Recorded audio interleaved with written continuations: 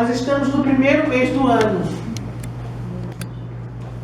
Muitos estão gozando férias ou preparando-se para elas. A rotina parece que só agora vai sendo retomada. O período de festas acabou e tudo volta à normalidade. Mas início de ano é sempre um período em que nos sentimos desafiados a fazer planos. Aliás, é um hábito muito saudável parar, avaliar a vida e em seguida planejar o futuro. Na verdade, os inícios são sempre tempos favoráveis para planos e planejamento. Um novo trabalho, uma nova função no trabalho, pode nos encher de planos. Parece que as forças são renovadas com as perspectivas que surgem em uma nova atividade. A perspectiva de um novo ano na escola ou na universidade desencadeia muitos planos também. E se isso vier acompanhado também de uma nova escola, melhor ainda, mais planos ainda. Disciplinas novas, livros novos, a oportunidade de fazer diferente. E esse ano é estudar para valer. A vontade de conhecer outras pessoas, de fazer novos amigos, de passar em um concurso, de fazer um novo concurso, de começar um novo curso, tudo requer planejamento. O início de um relacionamento, isso também virá repleto de muitos planos. Novas amizades, o começo de um namoro, ou o início da vida de casados, são etapas da vida que nos levam a planejar. A compra de um bem também é motivo de planejamento. Pesquisa de preços, características do bem, forma de pagamento. Fazer uma viagem também exige um bom planejamento, se vai de carro, de ônibus, de avião. É interessante como somos desafiados a planejar o futuro. Os desafios vêm em forma de pergunta. Qual profissão você vai escolher? Quantos filhos vocês vão ter? Como você vai construir sua casa? Como você vai administrar o orçamento desse mês? Quando você vai ter aquela conversa importante com seu esposo, com sua esposa, com seus pais? Como você vai ensinar aos seus filhos sobre confiança em Deus? Quais são os seus planos para a aposentadoria? Planos, planos e mais planos. Parece que não podemos fugir deles. Mas o que a Bíblia tem a nos dizer a respeito de planos para o futuro? Devemos planejar tudo o que vamos fazer, ou então devemos deixar que o Espírito de Deus sopre sobre nós e defina nosso futuro? Devemos ser cuidadosos e dimensionar cada passo da vida, ou aguardar o direcionamento de Deus através da revelação de sua vontade? Não são perguntas simples de responder. E talvez nos surpreendamos com a maneira como a Bíblia trata essa questão. Vejamos dois textos bíblicos importantes que tratam da questão do planejamento. O primeiro texto está lá em Lucas e começa no versículo 25, do capítulo 14. O título é O Preço do Discipulado. Em Lucas 14, a partir do versículo 28 até o 32, está escrito assim: Pois qual de vós, pretendendo construir uma torre, não se assenta primeiro para calcular a despesa e verificar se tem os meios para concluir? Para não suceder que, tendo lançado os alicerces e não a podendo acabar, todos os que a virem zombem dele, dizendo: Este homem começou a construir e não pôde acabar.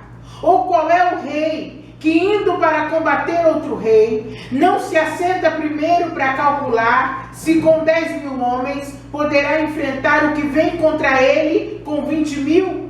Caso contrário, estando o outro ainda longe, envia-lhe uma embaixada pedindo condições de paz. O texto que nós lemos tem duas ilustrações apresentadas por Jesus sobre a importância de se avaliar o custo de ser discípulo dele.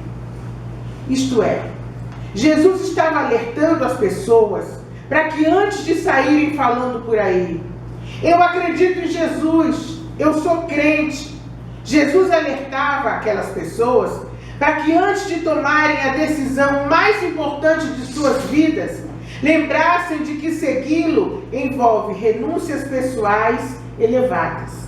Jesus estava avisando que é preciso avaliar essas renúncias e só tomar essa decisão se a pessoa estiver disposta a confiar nele. Para explicar isso, ele apresentou duas ilustrações. E essas ilustrações são bons exemplos de como ele via a necessidade do planejamento e a importância de gastar tempo avaliando o que se pretende fazer. Pois qual de vós, pretendendo construir uma torre, não se assenta primeiro para calcular a despesa e verificar se tem os meios para concluir? Há algo que sempre chama a nossa atenção quando nós vemos. São as obras inacabadas, as obras abandonadas. Acabamentos pela metade e coisas abandonadas. Quanto dinheiro investido, quanto tempo desperdiçado. Muitas vezes simplesmente porque alguém não planejou o que queria fazer. Como andam os nossos projetos?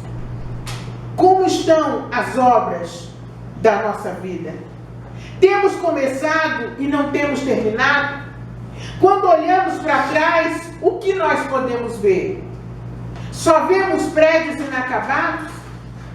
Deixamos relacionamentos mal terminados pelo meio do caminho? Obras pela metade? Decidimos seguir a Jesus, aí as coisas ficam difíceis e depois deixamos para lá?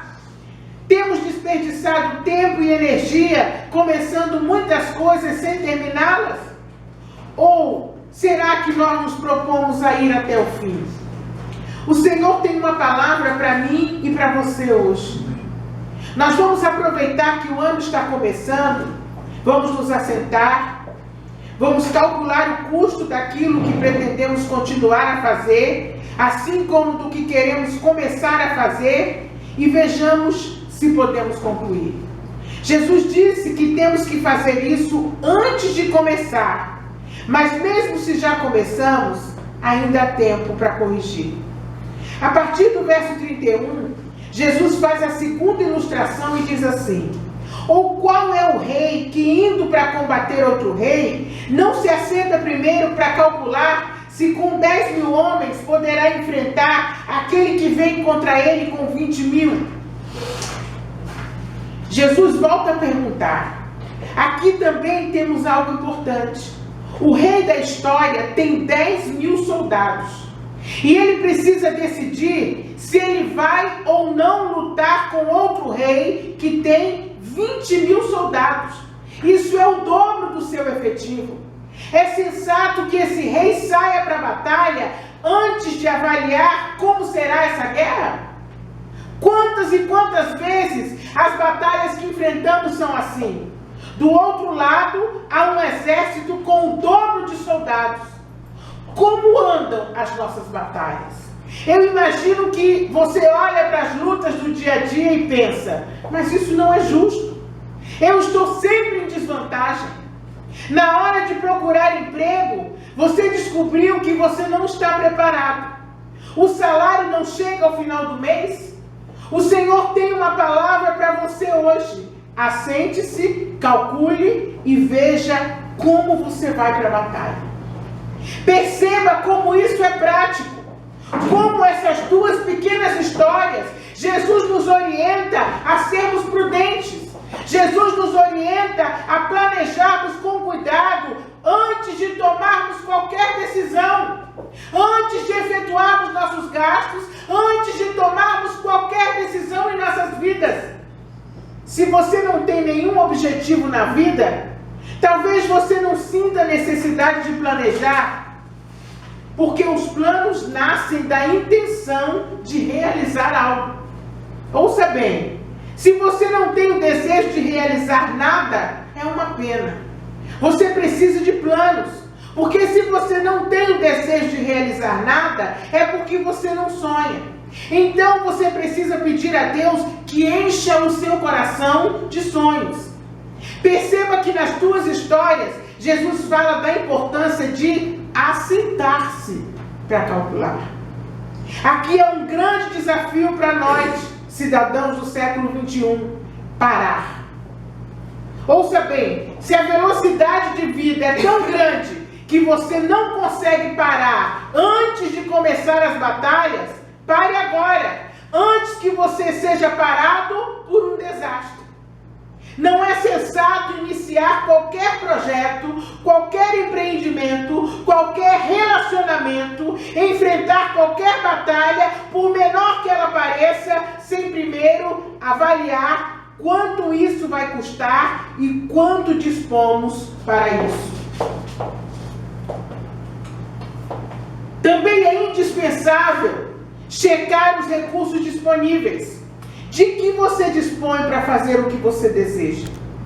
Quais são os seus recursos para enfrentar as batalhas? Sabe por quê? Você pode não aguentar a luta. Você pode desistir, entregar as armas no primeiro grande embate. Serão muitos os embates em nossas vidas, na nossa vida cristã. Se não pensarmos antes no que pode acontecer, quando vier o problema, nós podemos não suportar. Então nós largamos tudo como a maioria das pessoas faz. Por isso, Jesus fez essas duas comparações. Ele disse também que muitos são chamados, mas poucos são os escolhidos. Ele disse ainda que se o servo dele lança a mão no arado e olha para trás, a sua alma não tem prazer nesse servo. Não planejar expõe a sua intenção ao risco do fracasso. Eu tenho aprendido com o tempo que a melhor maneira de começar a enfrentar os problemas é chamá-los pelo nome. E isso nos desafia a abandonarmos atitudes prejudiciais à formação do caráter de Cristo em nós. A procrastinação é aquilo que caracteriza aqueles que se apavoram diante do futuro, porque o medo, o pavor, paralisa. Então a gente adia os planos de Deus para a nossa vida. A falta de perseverança é uma marca daqueles que não entendem o futuro como uma oportunidade dada por Deus para realizar a sua obra, que começa hoje, mas ela tem que ter continuidade. Não pode parar. Não pode esperar para um tempo futuro. Negligência é sinal daqueles que não valorizam a responsabilidade que acompanha o livre-arbítrio dado por Deus. Tiago, no capítulo 4, versículos 13 a 16, o irmão de Jesus, é um dos líderes da igreja cristã, e ele lança um alerta para aqueles que planejam suas vidas nos mínimos detalhes. Tiago é bastante duro em suas palavras para desconsiderar o planejamento como necessário, para aqueles que desconsideram o planejamento como necessário ou pouco importante. Ele diz assim: ouçam agora vocês que dizem, hoje ou talvez amanhã iremos para esta ou aquela cidade. Passaremos um ano ali, faremos negócios e ganharemos dinheiro. Vocês nem sabem o que lhes acontecerá amanhã. O que é a sua vida? Vocês são como a neblina que aparece por um pouco de tempo e depois se dissipa. Ao invés disso, vocês deveriam dizer, se o Senhor quiser, viveremos e faremos isto ou aquilo. Agora, porém, vocês se vangloriam das suas pretensões. Toda vanglória como essa é maligna. Pensem nisso. Quem sabe que deve fazer o bem e não o faz, comete pecado. Até o nosso bem maior, que é a nossa vida, irmãos, é instável. é efêmero e está fora do nosso controle. Tiago nos desafia a abandonarmos a nossa soberba e pararmos de olhar para nós mesmos sem levarmos em conta a misericórdia de Deus. É a misericórdia de Deus que é a causa de nós não sermos consumidos todos os dias. Os planos nascem diante da intenção de fazermos algo. O que você está pretendendo fazer? Qual é o projeto sobre o qual você está debruçado? E talvez, mais importante do que isso, de quem é esse projeto que você pensa em executar? O projeto é seu? Deus não tem nenhum compromisso em abençoar ou mesmo em fazer-se sócio das suas intenções. Planos que nascem de intenções descomprometidas com o avanço do reino de Deus estão fadados ao fracasso, mais cedo ou mais tarde. O projeto é de Deus, então Deus executará os seus projetos no tempo certo. Seus planos não serão frustrados, não serão atrasados. Deus fará no tempo dele e não no seu. Planos que nascem de intenções comprometidas com o avanço do reino de Deus estão destinados ao sucesso, mais cedo ou mais tarde. Por que mais cedo ou mais tarde? Porque a Bíblia fala dos frutos do nosso trabalho. Ela diz que um planta, outro rega e outro colhe. Nossas perguntas precisam mudar. Na realidade, nós precisamos descobrir ou optar por essa ou por aquela profissão. Se optar por essa ou por aquela profissão é um projeto que eu tenho para mim, ou se faz parte do projeto de Deus para minha vida. Se nós fizermos isso, nós vamos evitar frustrações para as nossas vidas.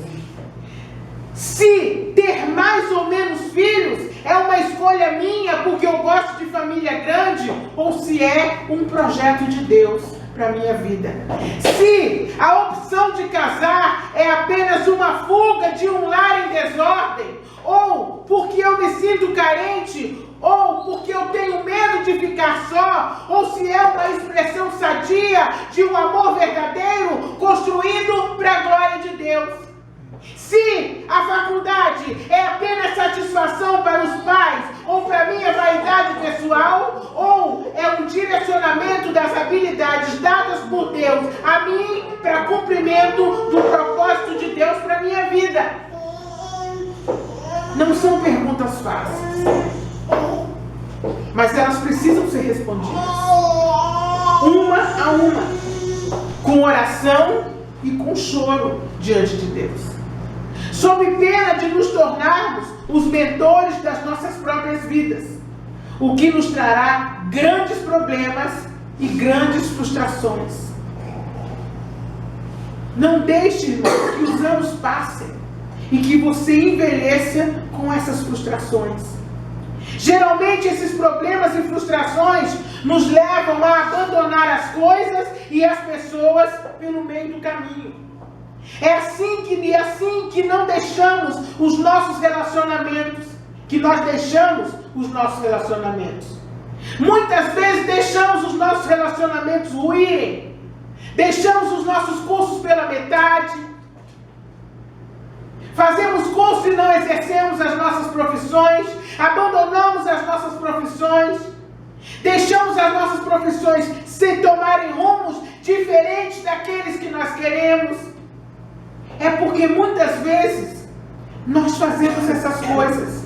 Então vamos aproveitar esse momento e vamos orar a Deus.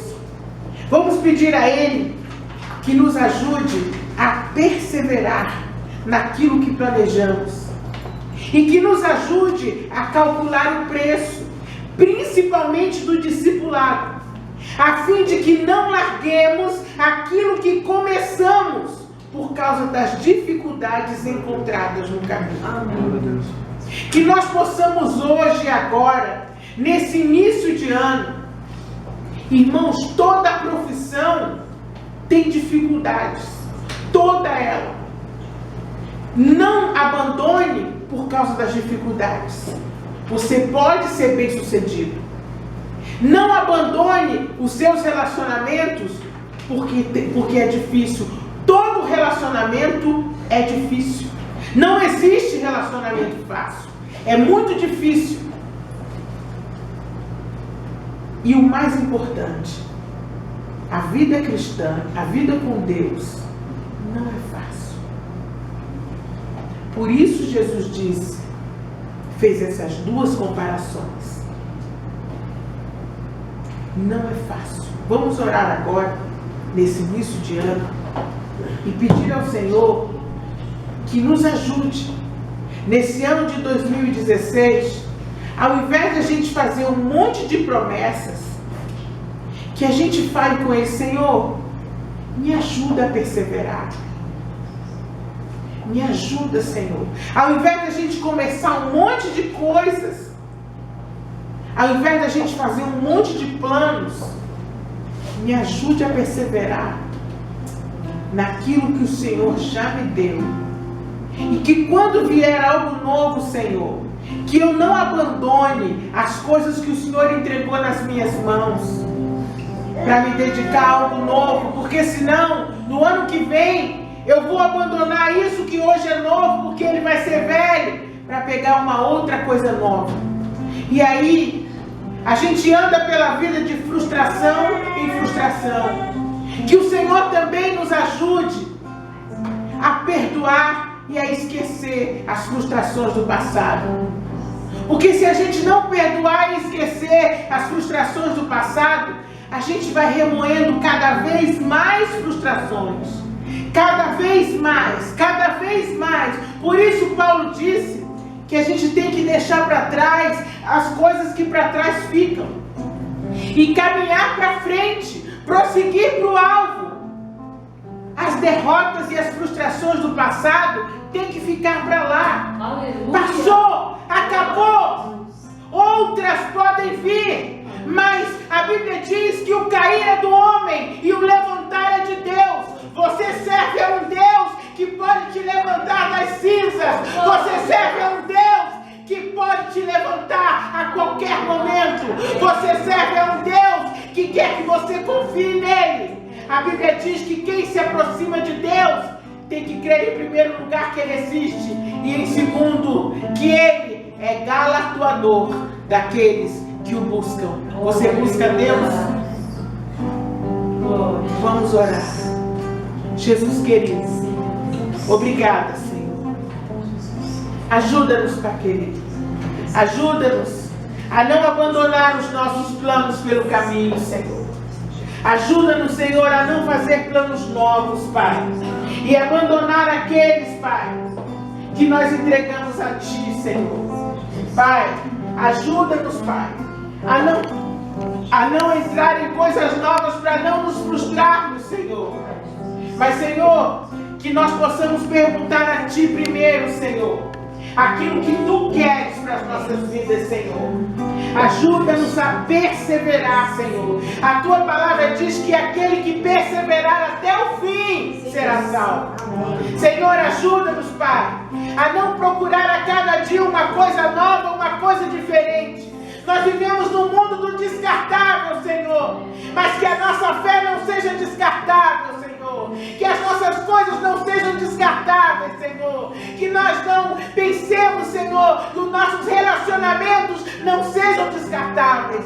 Sobretudo, que o nosso relacionamento contigo não seja descartável, Senhor. Não deixe que nós troquemos, Senhor, a nossa vida contigo por qualquer outra coisa, Pai. Mas que a Tua mão seja sobre nós, Senhor. Que a Tua misericórdia seja sobre nós, Senhor. Obrigada, Senhor, por Tua palavra. Em nome de Jesus.